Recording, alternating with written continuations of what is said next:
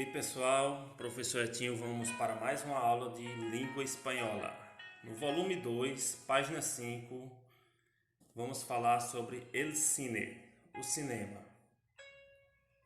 A dica que eu dou para vocês é que vocês acompanhem na apostila e vão dando pausas nesse vídeo e respondendo junto com o vídeo, certo?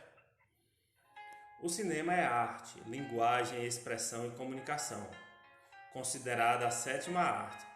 A linguagem cinematográfica mistura elementos complexos das outras manifestações artísticas, como a música, a literatura, a dança e a fotografia.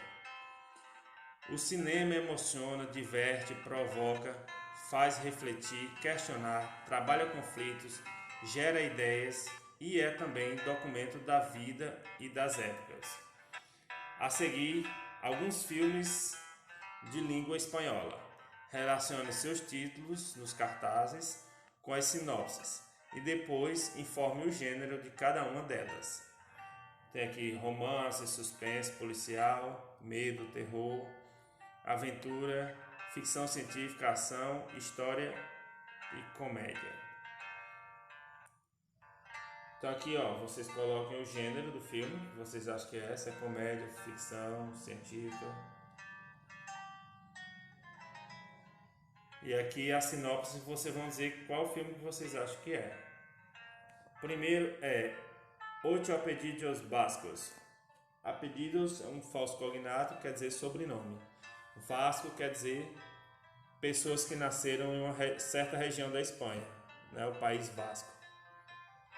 Nove Rainhas, O Orfanato,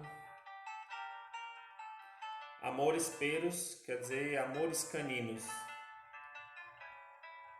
Então vocês vão ler a sinopse e relacionar, certo? Depois pede aqui, de acordo com a sinopse, julgue as afirmativas a seguir como verdadeiras ou falsas. Ok? Esse responde oralmente, só para vocês refletirem.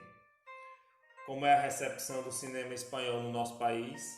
Eu particularmente acredito, nunca tenho assistido mesmo não, filme espanhol. E agora vocês pensem aí, o cinema nacional, o nosso mesmo, brasileiro. Vocês vão fazer esse exercício de classe. Conheces a história do cinema? Segue abaixo um texto que explica brevemente como eram os filmes na fase inicial do cinema. Leia e complete com os verbos do quadrinho.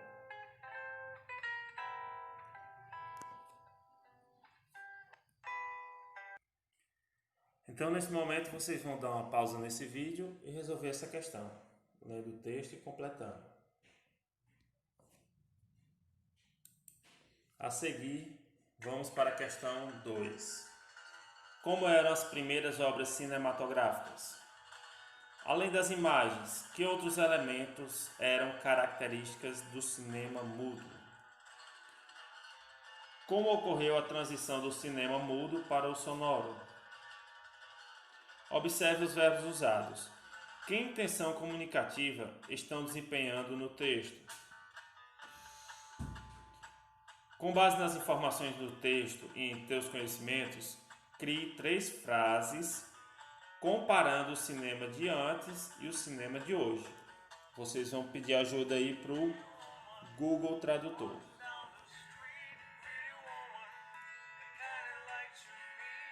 Qual foi o primeiro filme sonoro?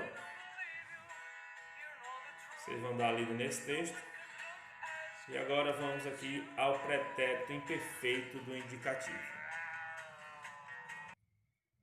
Então, os usos. Falar de processos ou acontecimentos que eram habituais no passado. Exemplo. Quando era niña, mi familia solía viajar a la playa en las vacaciones. Solia, em português, quer dizer que costumava. Segundo uso, descrever pessoas, coisas, circunstâncias e cenas no passado. Exemplo, mis abuelos vivían en un pueblecito que era muy tranquilo. Então, os verbos viviam e era estão no pretérito imperfeito do indicativo. indica coisas do passado, né? Circunstâncias pessoais de pessoas descrevendo. Descrevia os avós e o povoado. Serve também para estabelecer contraste entre o passado e o presente. Antes, los relacionamentos duraban muchos años. Ahora duram pouco tempo. Certo? Uma comparação do antes e do agora. Formação dos verbos regulares. No português, essa terminação de AR é com ava. Por exemplo, cantar, cantava, tu cantavas, ele cantava, nós cantávamos, vós cantávais e eles cantavam. A única coisa que trocou aqui foi o V pelo B, certo? Os verbos com ER e IR têm a mesma terminação, ia, ias, ia, íamos, ias e iam, e são muito semelhantes com o português. A única diferença está nessa terceira pessoa do plural, que o espanhol utiliza o N e o português utiliza M. Então, comer, eu comia, tu comias, ele comia, nós comíamos, vós comias e eles comiam. Ok? Mesma terminação para dormir. O legal desse tempo verbal, que é o pretérito imperfeito, é que só existem 3 verbos irregulares. Estão aqui: verbo ser, ir e ver. Eu era, tu eras, ele era, nós éramos, vós eras e eles eram. O verbo ir, no português não tem esse B, já no espanhol tem esse Bzinho aqui, ó. Em português eu ia, tu ias. A espanhol incluiu esse B em todas as pessoas. Yo iba, tu ibas, él iba, nosotros íbamos, vosotros ibais e ellos iban. O verbo ver teve a inclusão desse E, depois do V aí. Atenção para o acento, para não dizer véia, viu? É veia. Então, yo veía, tu veías, él veía, nosotros veíamos, vosotros veíais e ellos veían. Se fosse no português, não tinha esse E depois do V. Observe como é que fica. Ó. Via, vias, via, víamos, vias e viam. Certo? No V aumenta um E. No I aumenta um B. E no C é igualzinho ao português. Com exceção desse Nzinho da última pessoa, né? Que o nosso é um M. Show de bola. Exercício de classe, questão 7. Francis Ford Coppola é um consagrado diretor estadunidense de cinema muito conhecido por sua trilogia The Godfather, El Padrino em espanhol, em português é O Poderoso Chefão.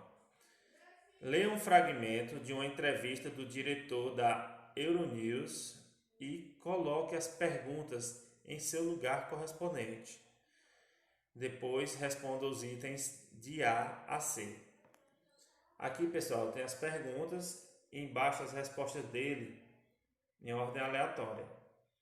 Onde tem o E aqui, que é o entrevistador, você vai colocar se a pergunta é a A, a B, a C ou a D, de acordo com a resposta que ele deu, certo?